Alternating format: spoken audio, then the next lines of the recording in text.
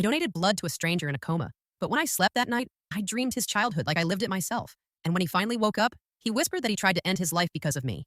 I never thought a single message could change the direction of my entire life, but that's exactly what happened the night I received that email. The one with the subject line, "This will explain everything." At first I thought it was spam. I almost deleted it. But something, maybe intuition, maybe fear, made my thumb hover right above the screen before I tapped it open. Inside was just one sentence. "Emma, your life hasn't been what you think it is. And the person you trust most has been lying to you." No name, no signature, no hint of who sent it.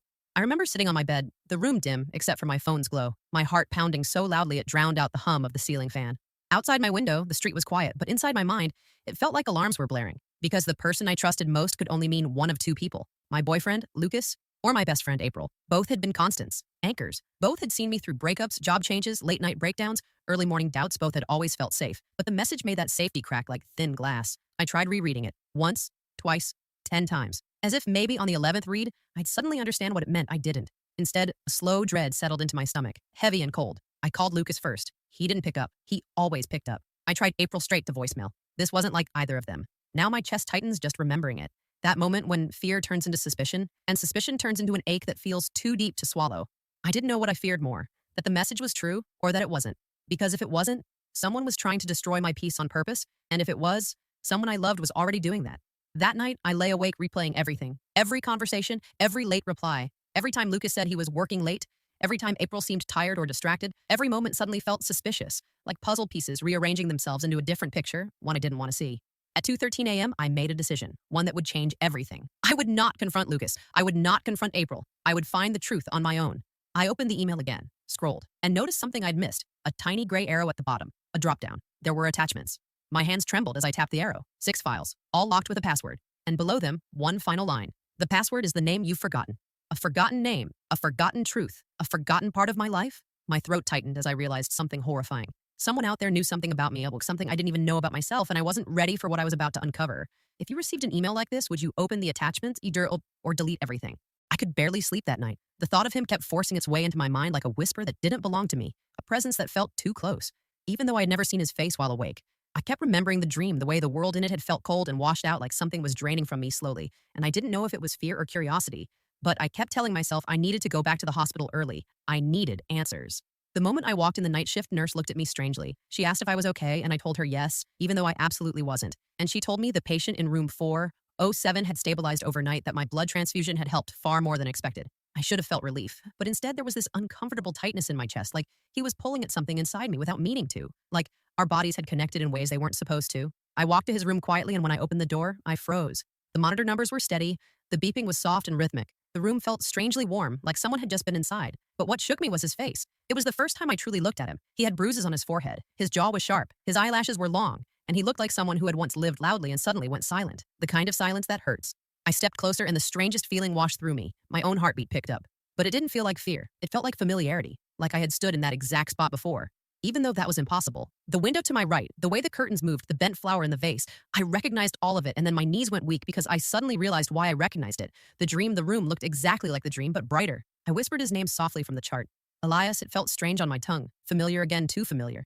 And before I could stop myself, I reached for his hand. It was warm. Warm like he wasn't as far away as the machine said. And the moment my fingers touched his skin, a flash hit me so hard I gasped. A street at night, rain falling, someone shouting, someone running, footsteps splashing against puddles, a hand grabbing mine, and then letting go, like losing grip on the edge of something, life-changing fear sharp enough to cut through bone.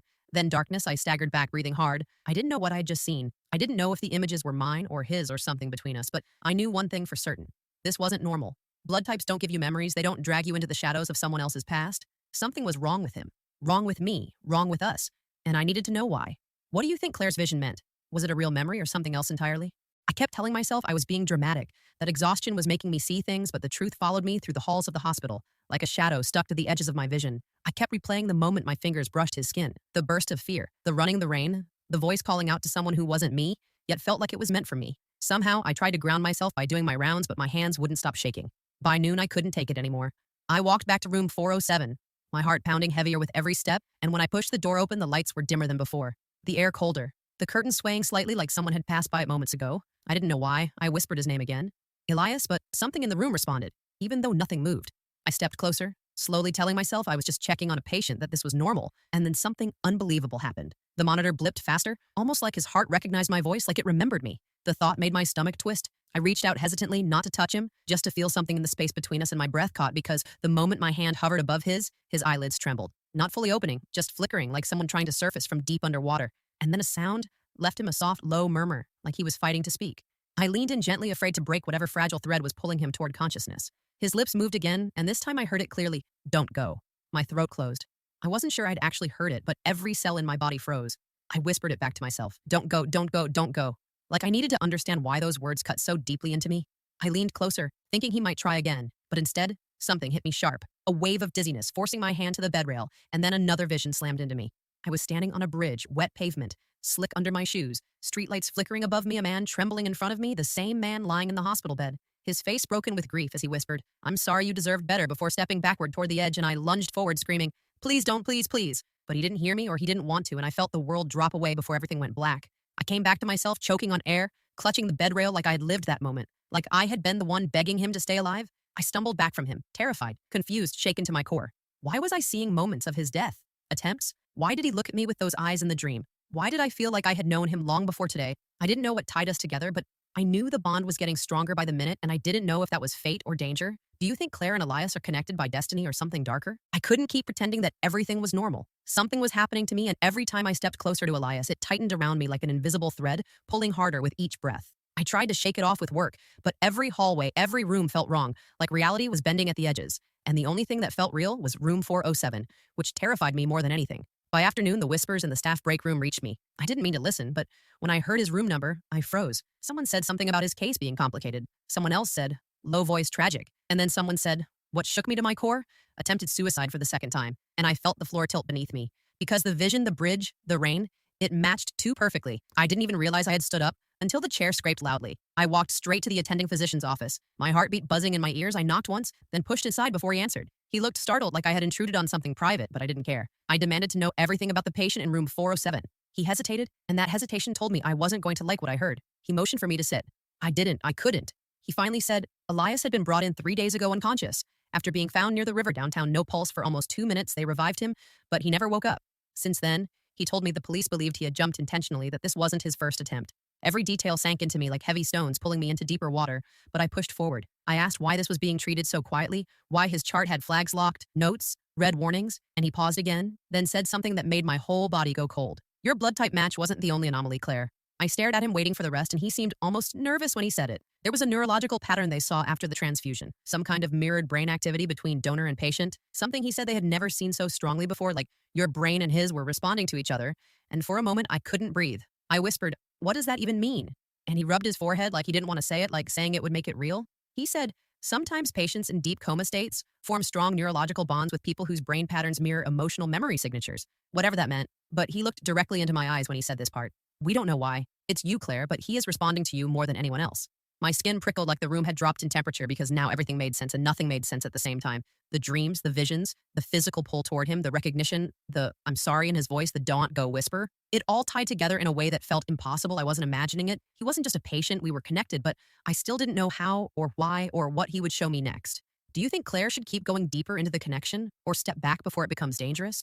I walked out of the doctor's office feeling like the floor beneath me had changed shape, like every step was slightly tilted, like the hospital suddenly had a heartbeat, and I was walking inside something alive, something watching.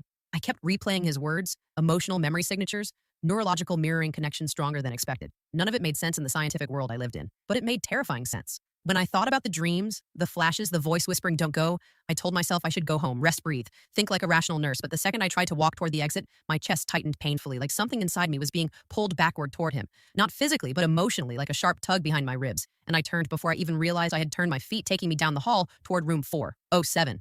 Again, the moment I stepped inside, the air shifted. Not colder, not warmer, just different, like the room recognized me too. I moved closer to him slowly, my mind buzzing with everything the doctor had told me. I looked at Elias and wondered what kind of life he had lived, what wounds could push someone to jump from a bridge, what pain shaped the man lying silent before me, and why those pieces of his life were embedding themselves into my mind one by one. I reached for his hand again, not touching him, just hovering a breath above him, and the world snapped away again, too fast, too bright, too real. This time I wasn't on a bridge. I was in a bedroom, soft yellow light, warm air, A messy desk covered in sheet music, someone humming under their breath, someone with hands that trembled slightly every time they touched the piano keys, the same hands now lying still on the hospital bed. I felt the warmth of that room. Even though I wasn't there, I smelled the faint scent of coffee spilled on a notebook. I saw a woman's silhouette sitting on the bed, gently tying a bracelet around Elias's wrist, the bracelet he wasn't wearing now. Then I heard her laugh, soft, small, full of love, and I heard him say, "Please don't leave. I'm nothing without you." And she pulled her hand away. The warmth shattered, instantly replaced by cold, so sharp it almost hurt. She whispered, "I can't carry you anymore. I'm sorry." And the look on his face, that look, broke something inside me, like I was watching a wound open inside him, like the moment that led to every moment. After I gasped so loudly it ripped me back into the hospital room. I was drenched in sweat, trembling, like I had lived that memory personally, like I had been the one leaving him, or maybe the one he begged to stay. I didn't know which feeling scared me more. I backed away from the bed, forcing air into my lungs, trying to separate myself from him, from the memories, from the overwhelming guilt and sadness that wasn't mine, but felt too real. I whispered, "Who are you and why do I feel your pain like it's my own?" But the worst part was this. A tiny part of me didn't want to stop seeing his memories.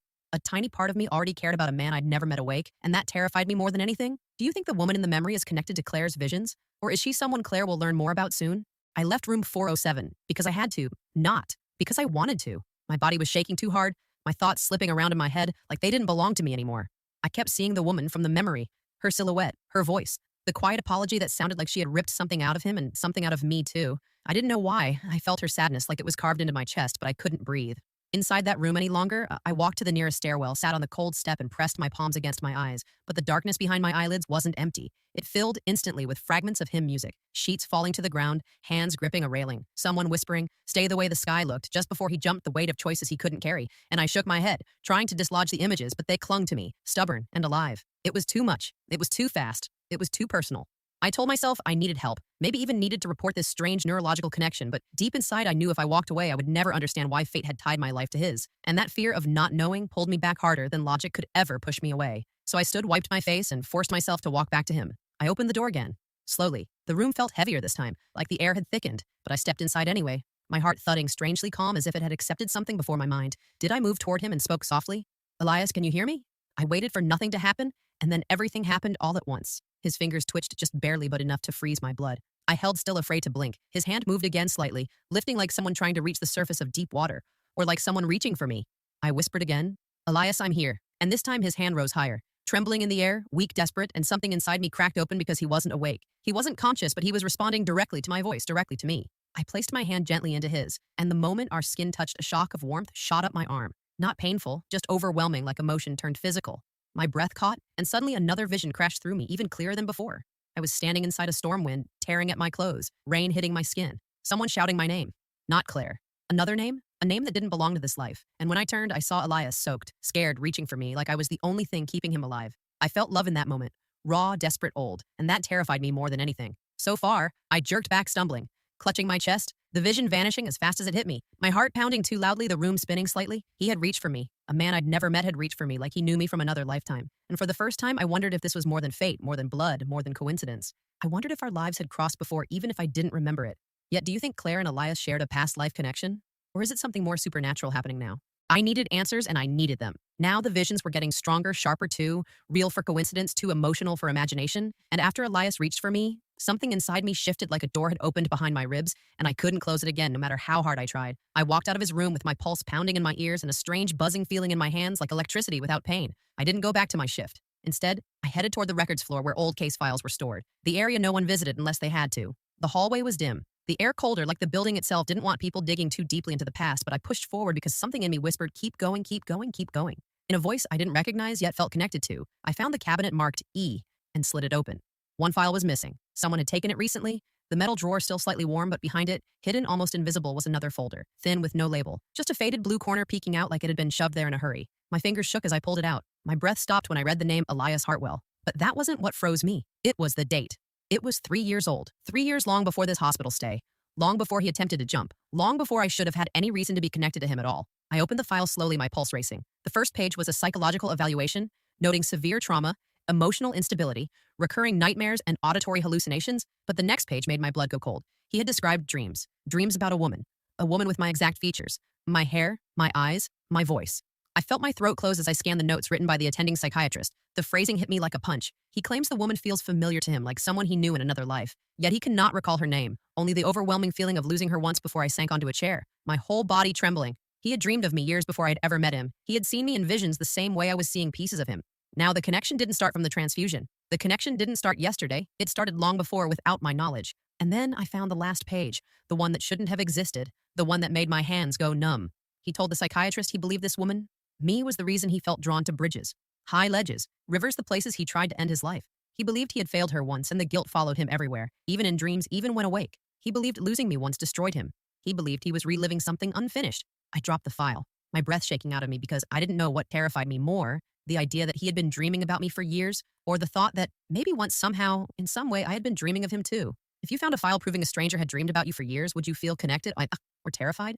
I left the records room clutching the folder against my chest like it was something alive, something warm, something dangerous. The pages felt heavier now, like they weren't just paper, but pieces of truth. I had no business holding. I kept hearing the psychiatrist's note echoing in my mind. The woman feels familiar to him, someone he knew in another life. The words looped until my steps felt unsteady, like I was walking through someone else's memories instead of a hospital hallway.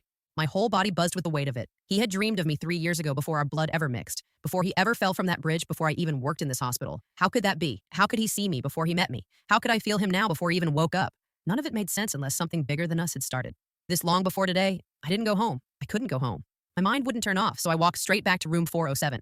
Again, I told myself I was being irresponsible, but my heart kept pulling me forward like a rope tied around my ribs, guiding me back to him like I belonged there, like he needed me.